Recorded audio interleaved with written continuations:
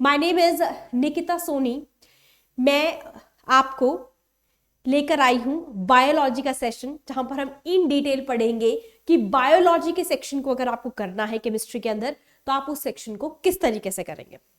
उससे पहले छोटी सी इंफॉर्मेशन टू एवरी स्टूडेंट कि आपका जो HPPGT कमीशन का जो नया बैच है, it is going to be start on और it is starting from your 12th of February 2024।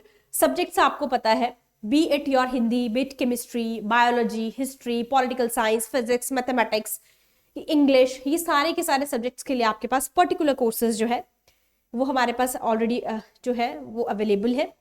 आपको किसी भी सब्जेक्ट से रिलेटेड अगर कोई भी क्वेरी है तो आप डिस्क्रिप्शन बॉक्स में दिए गए नंबर पर जाकर कॉल करके अपनी क्वेरी के बारे में पूछ सकते हैं। इन डिटेल आपको एंटरटेन किया जाएगा related to your particular subject.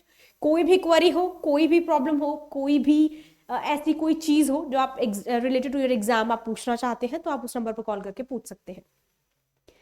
ठीक है जी। सो ऑनलाइन ऑफलाइन बैचेस जो है they are there for your HPTGT हो, चाहे PGT है, चाहे DSSSB है, हर एक कोर्स के लिए जो है हमारे पास we have the online offline classes. उसके बाद कोर्सेज के जो कुछ फीचर्स रहते हैं, जब आप किसी कोर्स के अंदर एनरोल करते हैं, जब आप किसी को ज्वाइन करते हैं तो वहां पर कुछ फीचर्स होते हैं जो आपके लिए अवेलेबल होते हैं, या कुछ ऐसे पॉइंट्स होते हैं या कुछ ऐसी चीजें होती है जो आपको अवेलेबल करवाई जाती है, जैसे कि पर्सनलाइज मेंटरशिप है, लाइव ऑनलाइन लेक्चर्स जो होते हैं वो आपको मिलते हैं, study material is there, mock test are there, free current affair की मैगजीन आपको मिलती है, एंड वीकली डाउट सेशंस जो आपके होते हैं वो एज इट इज होते हैं रिलेटेड टू योर सब्जेक्ट। सो सबसे पहली चीज, ये जो आपको स्क्रीन पर दिख रहा है ये क्या है? This is your 4th unit in the chemistry, HPPGT chemistry के सिलेबस के अंदर। This is the 4th unit जिसके ऊपर लिखा है application of biochemistry to the biotechnology. यानी कि यहां पर ऐसा नहीं है कि इस सेक्शन के अंदर कोई केमिस्ट्री का पार्ट नहीं है, पहली बात, ठीक है, इसके अंदर है बट ऑब्वियसली बायोकेमिस्ट्री है, यानी कि वो केमिस्ट्री भी बायोलॉजी के साथ है और उसकी एप्लीकेशंस आपको बतानी है बायो टेक्नोलॉजी के अंदर, राइट। तो अब किसको कैसे करेंगे? सबसे पहले देख लेते हैं इसके अंदर कुछ ऐसे टॉपिक्स हैं जिनको आपने कभी ना कभी जरूर सुना होगा, ठीक है, जैसे कि जेनेटिक इंजीनियरिंग सुना है, वी आर फेमिलियर, मतलब नाम तो सुना होगा, बेशक चाहे आपने इन चीजों को डिटेल में ना पढ़ा हो, लेकिन ये तो पता है आपको कि जेनेटिक इंजीनियरिंग कभी सुना होगा, वर्ड सुना होगा। DNA RNA सुना है, DNA RNA जेनेटिक मटेरियल्स है, ऑफ कोर्स हमने सुना होगा। सबसे पहले हम इसकी बात कर रहे हैं कि आपने किन चीजों को उसके अंदर सुना है, यानी आप किन चीजों से फेमिलियर है, क्योंकि स्टूडेंट्स को क्या होता है कि बहुत स्टूडेंट्स पैनिक हो जाते हैं, ये तो नया है, हमसे नहीं होगा, कैसे होगा, ऑलरेडी हमारा इतना सिलेबस है, इतनी सारी इंपॉर्टेंट चीजें थी, वो भी तो डाल सकते थे। बिल्कुल सही है, बहुत सारे सवालों के जवाबों में मैं आपसे एक चीज कह सकती हूँ कि आप अपने पार्ट पर बिल्कुल सही हैं। जो स्टूडेंट केमिस्ट्री पढ़ रहा है उससे केमिस्ट्री के बारे में ही पूछा जाए तो बेहतर है, ठीक है। बट ठीक है, अगर हमें कमीशन ने दिया है, ये सिलेबस दिया है, सो कोई प्रॉब्लम नहीं है। अब क्योंकि हमने बहुत सारी, अभी ये हो सकता है कि आपका सिलेबस चेंज भी हो जाए, बट कितने % चांसेस है कि वो चेंज हो जाएगा, ठीक है। We can not take risk. अब जिन स्टूडेंट्स ने अपनी जान लगा दी, जिन स्टूडेंट्स ने इतने टाइम से मेहनत करने में अपनी जान लगाई है, जो इतने टाइम से मेहनत कर रहे हैं, जो इतने टाइम से हमसे जुड़े हैं, उनका क्या? जिन्होंने PGT को करने का एक वो जील जो थी अपने अंदर लेकर आए कि हम भी HPPGT केमिस्ट्री करेंगे, PGT का एग्जाम हम डेफिनेटली देंगे, अब उनका क्या? तो आपको बिल्कुल भी घबराने की जरूरत नहीं है। And therefore you people, chemistry का पार्ट आपकी जो पर्टिकुलर कंसर्न्ड टीचर है वो आपको केमिस्ट्री का पार्ट करवा रहे हैं। रही बात आपके बायोलॉजी सेक्शन की, so that is on me, don't worry, I am here for you people to make it more easier, ताकि आपको चीजें और इजी हो जाए, समझने में भी प्रॉब्लम ना हो, ठीक है। सो विल ट्राई, बट ये चीजें हो सकती है टीम वर्क के साथ, और मेरी टीम में है आप सब स्टूडेंट्स, आप सब लर्नर्स जो मेरी वीडियो को देख रहे हैं, आप लोगों के साथ मिलकर हम ये चीजें कर लेंगे। आसान है, बहुत आसान नहीं होता है, देखो कोई भी चीज इतनी मुश्किल तो नहीं होती कि आप उसको ना कर पाए। नया जरूर हो सकता है आपके लिए, पर इम्पॉसिबल नहीं है, ठीक है। और अगर आप में से बहुत से स्टूडेंट्स ये कहेंगे कि हमारे पास बिल्कुल टाइम नहीं है कि हम नई चीज को उठाए, बिल्कुल भी नहीं है, but that is your syllabus, right. तो हम क्या कर सकते हैं, हम इनमें से उन चीजों को कर सकते हैं जिनको हम पहले से जानते हैं, फेमिलियर है। एक एक चीज करेंगे ऐसा नहीं है, बट आप उन टॉपिक्स पहले कर सकते हैं जो आपको लगता है कि आप फेमिलियर है, जिनको आपने पहले पढ़ा हुआ है। ये देखने में सिलेबस बहुत बड़ा लग सकता है, PCR, DNA fragments, RAPD, RLFP, DNA based जो डायग्नोसिस होते हैं। बेसिकली इसके अंदर बायोटेक्नोलॉजी जो है वो आपको यहाँ पर बताई गई है, डीएनए, आरएनए, उसका स्ट्रक्चर, कैसे उसको इंजीनियरिंग करते हैं। तो ऐसा ही है, हम इसको बेसिक से करेंगे, कोई प्रॉब्लम नहीं है। तो क्या हुआ, take it as a challenge. देखो life is full of challenges, right. और मैं ये नहीं कहती कि जो हुआ है वो बिल्कुल सही हुआ है, I am not on that side. मैं भी आपकी तरफ हूँ कि जो चीजें जो नहीं होना चाहिए था, केमिस्ट्री के अंदर सिर्फ केमिस्ट्री रहती तो बेहतर है, मैंने पहले भी आपसे कहा है। लेकिन अगर आपके पास ये चैलेंज आ ही गया है तो why not to deal with it, you have to deal with it, ठीक है। डील कीजिए, चीजें अपने आप बेहतर हो जाएंगी। आपको यही चीज जो आज डिफिकल्ट लग रही है, ट्रस्ट मी, यही चीजें आपको बहुत सिंपल लगने लगेंगी। बात सिर्फ इतनी सी है कि एक बार इसको खोल कर देखो, एक बार देखो कि ये बेसिकली है क्या, ठीक है। बाकी इसमें कुछ नहीं है। अगर आपको ये वाली यूनिट करनी है, यानी कि application of biochemistry to biotechnology, अब ये जो टॉपिक्स हैं आपको दिए हुए, ये आपको देखने में बहुत ज्यादा लग सकते हैं, but they are very few, ठीक है। मतलब हम इनको कोलैबोरेशन में करते हैं, तो ये हमारी स्ट्रैटेजी होती है। सो हर एक एग्जाम को क्वालिफाई करने की एक स्ट्रैटेजी भी होती है। स्ट्रैटेजी के साथ बिल्कुल बिना पैनिक हुए, बुक्स का सहारा लेकर, रेफरेंस बुक्स का, ऑब्वियसली हम ये चीजें कर लेंगे। और अगर आप इस पोर्शन से डील करना चाहते हैं, so I have 2 books for your recommendation, that is your Wilson and Walker की principle and techniques of biochemistry and molecular biology. आप इस बुक को फॉलो कर सकते हैं। You can also follow this one, that is your genetics and molecular biology. ये books अब क्योंकि इतनी सारी बुक्स हैं, कहाँ से करेंगे, तो आप इन 2 बुक्स को भी कुछ टॉपिक यहाँ से कुछ यहाँ से भी कर सकते हो। कोई चाहता है एक ही बुक करना चाहता तो एक बुक से भी कर सकते हैं, ठीक है। किसी और के पास कोई और बुक्स है तो बहुत अच्छी चीज है। लेकिन अगर मैं आपसे कहूँ कि बहुत अच्छी दी बेस्ट बुक्स की जब हम बात करते हैं ये कैसे करेंगे, तो आप इन बुक्स का सहारा भी ले सकते हैं, राइट। और अगर इस यूनिट को करने की बात है कि किस तरीके से करना है, तो पहले उन टॉपिक्स को पिक कीजिए जो आपके लिए बहुत ही ईजी है। ईजी मतलब जिनसे आप फेमिलियर, जैसे मैंने आपसे कहा डीएनए, आरएनए, उनका स्ट्रक्चर कीजिए, डीएनए आरएनए को समझिए। उसके अंदर से जब चीजें निकलेंगी तो आपको चीजें बहुत ईजी लगेंगी, ट्रस्ट में, बहुत मुश्किल नहीं लगेगा। पहला कदम उठाना ही मुश्किल होता है। अगर आपने वो फर्स्ट स्टेप लाइफ में उठा लिया तो आगे के स्टेप्स आप अपने आप चलते जाएंगे और आपको पता भी नहीं चलेगा।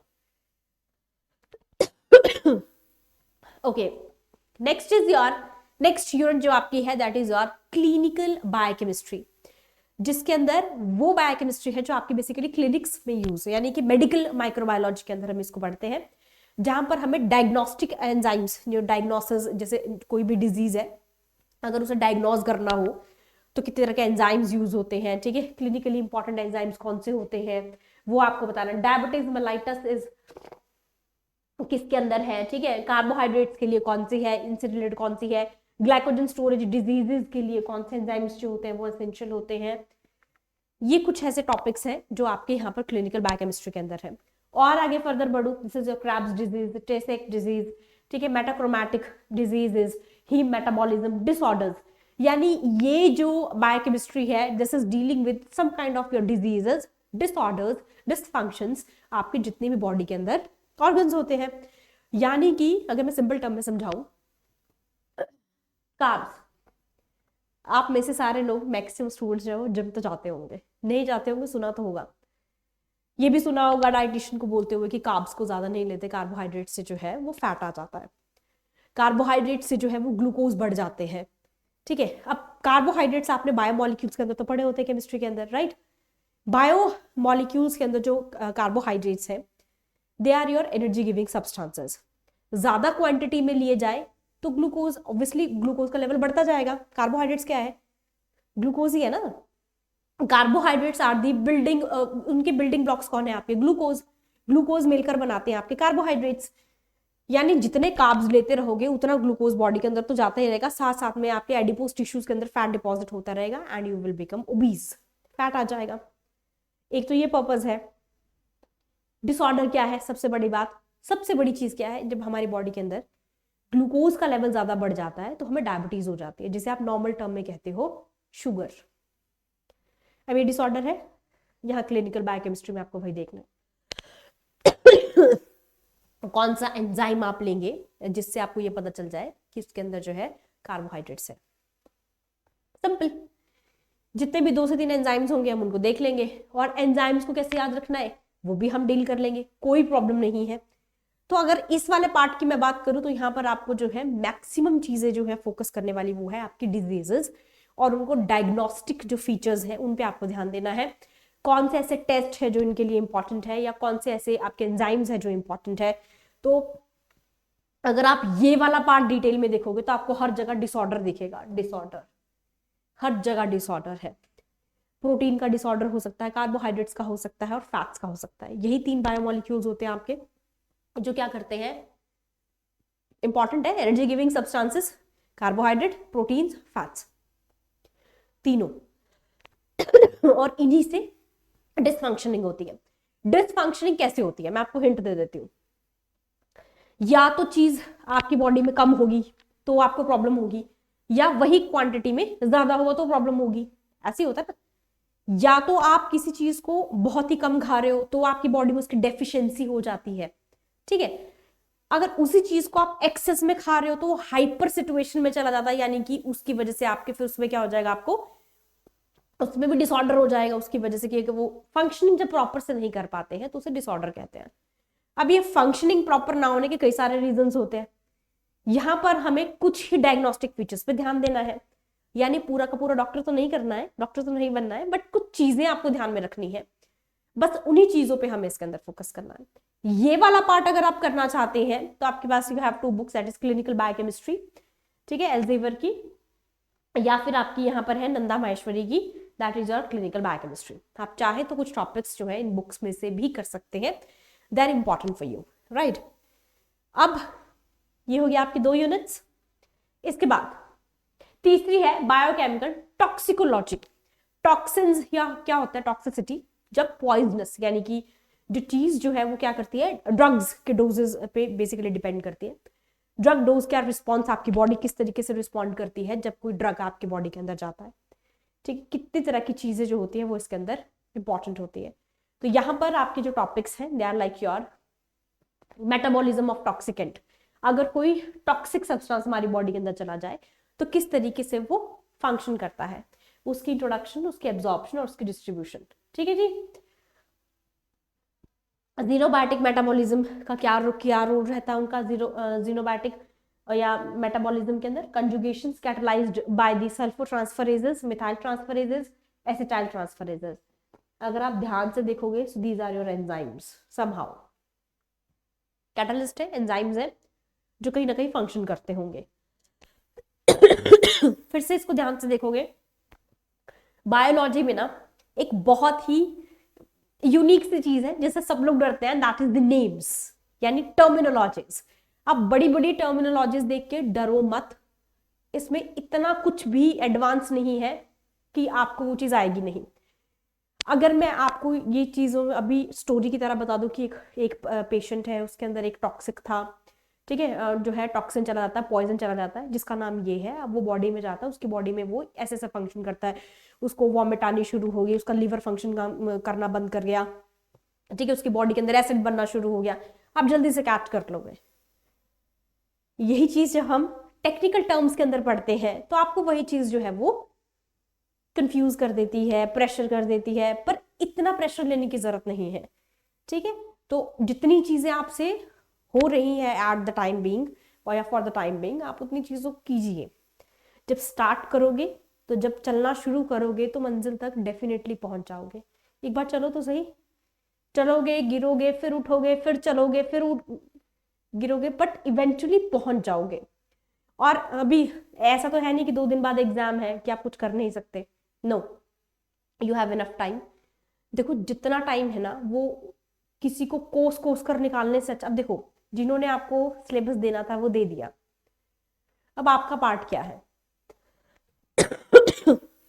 ईदर केमिस्ट्री की प्रेपरेशन छोड़ दीजिए या फिर इसे चैलेंज समझ कर लीजिए, ठीक है।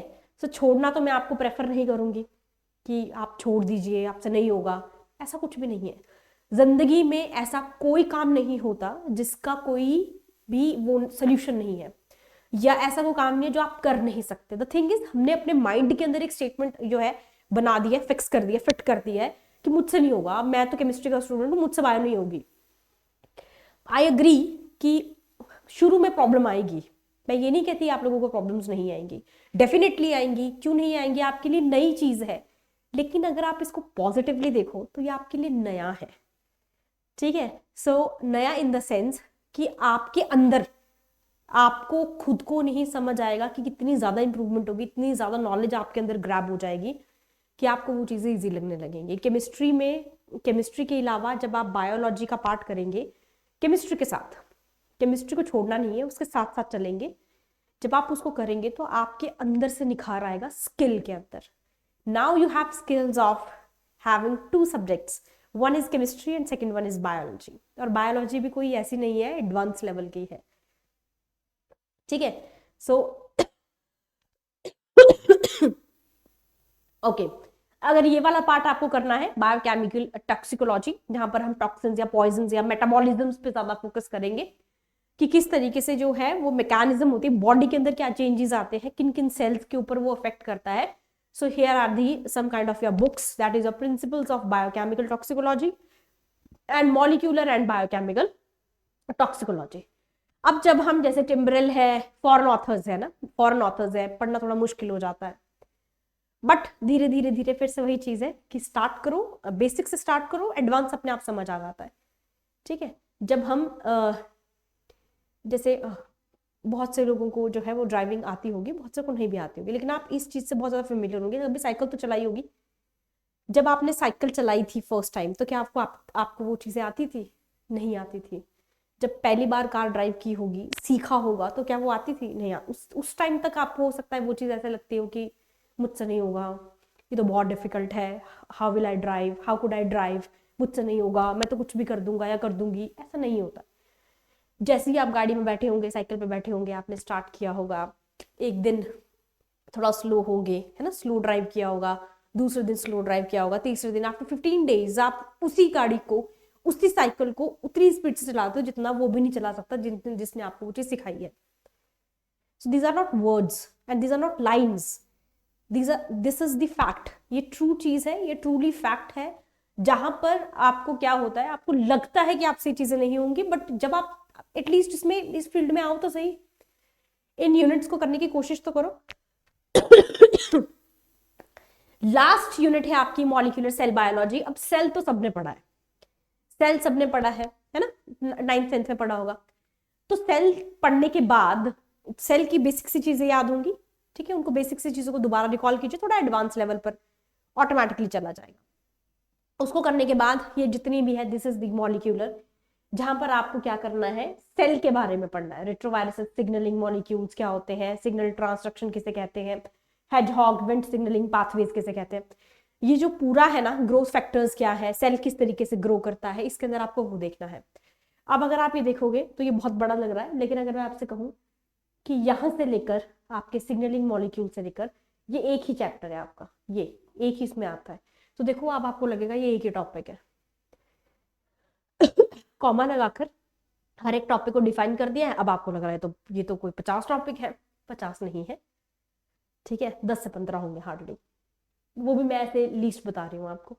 इस वाले सेक्शन को अगर आप करना चाहते हैं तो यहाँ पर है आपके पास 2 books, cell and molecular biology, cell and molecular biology by different authors. This is from your Philip Sheeler and this is from your Robert ईस।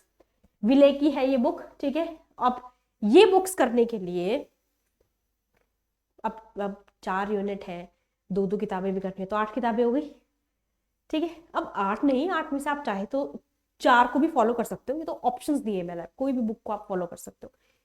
या आपके पास कोई और बुक है और आपको लगता है कि उससे आपका जो है मैक्सिमम सिलेबस जो है वो कवर हो रहा है, तो आप उसको भी फॉलो कर सकते हो। इन बिटवीन अगर आप चाहते हैं कि कुछ और बुक्स, जैसे कि ये बुक है आपकी लेनिंजर की principles of biochemistry, and this is your Marshall की that is clinical biochemistry metabolic and clinical aspects, तो आप इस वाली को भी फॉलो कर सकते हैं। ये क्या है, आपकी बुक्स है जो आप फॉलो कर सकते हैं, राइट। अगर आपको लगता है इतना कुछ तो नहीं होगा, हमसे तो नहीं होगा, कैसे करोगे इतनी सारी बुक्स को पढ़ना। अब देखो, अगर मैं कोई भी मटेरियल डालकर आपको दे दूं, आप उसको पढ़ लोगे, मान लीजिए आप चौथी पांचवी लाइन पर अटक गए, आप तो वही लूज कर गए। आपको लगेगा बस अब इसके आगे मुझे ना तो समझ आ रहा है, ना मुझे पता लग रहा है, ना मैं समझने की कोशिश करूंगा या कोशिश करूंगी। तो अगर आपको लगता है कि ये चीजें नहीं हो सकती हैं, पर आप पीजीटी करना चाहते हैं, सो मेरे साथ आइए, जुड़ जाइए on the civil staff teaching exam. यहाँ पर मेरे पास आपकी सारी प्रॉब्लम्स का सोल्यूशन है, at least for this chemistry part, जो केमिस्ट्री में बायोलॉजी पार्ट है, इस वाले पार्ट का solution, I have a solution that हम मिलके चीज़ों को सॉल्व कर लेते हैं, ठीक है। So I am there for you to make these units easier, more comfortable, और आपकी रीच में भी हो, ठीक है। तो बहुत एलैबोरेटिव फॉर्म में जो है ये टॉपिक्स नहीं है आपको, और है भी, ठीक है। तो देखो, हमें ना तो सिलेबस की डिमांड को भूलना है और ना ही अपनी कैपेबिलिटी को भूलना है। आप में वो पोटेंशियल है कि आप इस चीज को डेफिनेटली कर सकते हैं। अब रही बात कि किस तरीके से इसको करेंगे, तो वो आप मुझ पर छोड़ दीजिए, ठीक है। हम यहां से शुरू करेंगे और यहां तक लेकर जाएंगे, और आपको एक एक चीज इजी लगने लगेगी। कुछ भी चीज पे रट्टा नहीं लगाना है। जब भी आप किसी चीज को क्रैम करने की कोशिश करेंगे, वो आपको कभी याद नहीं होगी। तो इसको हमेशा एक कॉन्सेप्ट बिल्डिंग के साथ समझना बहुत जरूरी है। जब आप मेरे साथ कंसिस्टेंट रहेंगे अपनी तैयारी के अंदर, और जब आप डेली, जैसे आपको डेली कोई डाउट आ रहा है, आप मुझसे पूछिए, I am there for you. हम लाइव जो है अपना डाउट सेशन रखेंगे, वहां पर हम लाइव चीजों को करेंगे। वहां पर आपको चीजों को जब समझेंगे आप उन चीजों को, तो आपको वो चीजें इजी लगेंगी। और डाउट उन्हीं को आता है जिन्होंने कुछ पढ़ा होता है, ठीक है। सो अगर डाउट भी आता है तो भी कोई प्रॉब्लम नहीं है, डाउट के लिए भी we are there for you, ठीक है। For free content you can join us on the Telegram channel as well. So that is all for today's session, जहां पर हमने किसकी बात की है, आपकी HP PGT कमीशन केमिस्ट्री के अंदर बायोलॉजी पार्ट आपको कैसे करना है, वो हमने यहाँ पर बताया। तो बायोलॉजी आपको पढ़नी है और पढ़नी पड़ेगी क्योंकि एग्जाम है, ठीक है। होपफुली अगर आपका सिलेबस चेंज होकर आ जाता तो that is very good, but अगर वो चेंज होकर नहीं आता है और आपको इसी के साथ डील करना पड़ेगा, तो आप क्या करोगे, आप केमिस्ट्री छोड़ दोगे। भागना is not a solution, problem से भागना इज नेवर अ सोल्यूशन। तो प्रॉब्लम उसको फेस कीजिए, डील कीजिए, ट्रस्ट मी, जब आप एग्जाम के अंदर बैठेंगे, क्वालिफाई करेंगे, आपको समझ आएगा कि आपका ये डिसीजन, यानी कि पीजीटी केमिस्ट्री को परसू करना और इस एग्जाम को देने का सोचना वॉज द गुड डिसीजन। किसी भी प्रॉब्लम को बीच में छोड़ के जाना इज नॉट अ सोल्यूशन, और इतना मुश्किल नहीं होता। बायो मुश्किल बिल्कुल भी नहीं है। मुझे ऐसा लगता है कि केमिस्ट्री जो है, अगर आप केमिस्ट्री स्टूडेंट है तो कहीं ना कहीं आप बायोलॉजी समझ लेंगे, बस द थिंग इज कि वहां पर नाम थोड़े डिफिकल्ट हो जाते हैं, बट वो चीजें तो आप केमिकल्स में भी करते हो। केमिस्ट्री के अंदर भी तो आप इतने सारे एंजाइम्स को पढ़ते हो, इतने बड़े बड़े नाम, आप केमिकल्स के नाम याद रखते हो, तो वो भी आपको याद हो जाएगा। और याद क्यों रखना है आपको, जब आप स्टोरी की तरह किसी चीज को कर सकते हैं, तो आप स्टोरी की तरह उस चीज को समझिए। आपको कुछ भी चीज पे रट्टा लगाने की जरूरत नहीं है, ठीक है।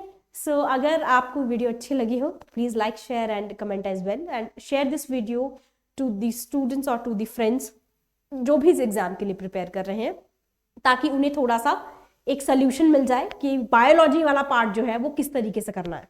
पहली बात, बुक्स का रेफरेंस जब आपको मिल जाता है तो आप थोड़ा सा, आपको तसल्ली हो जाती है कि ठीक है फाइन, यहाँ से मेरी चीजें हो सकती हैं। और अगर आपको लगता है कि चीजें बहुत ज्यादा मुश्किल है, इतना सारा आप नहीं कर सकते, so come and join me on civil staff teaching, जहां पर मैं निकिता सोनी आपके लिए लेकर आई हूँ बहुत सारे ऐसे टॉपिक्स और ऐसे सेशंस जहां पर आपको डील करवाया जाएगा बायोलॉजी पार्ट से केमिस्ट्री के अंदर, राइट। सो डरना बिल्कुल भी नहीं है।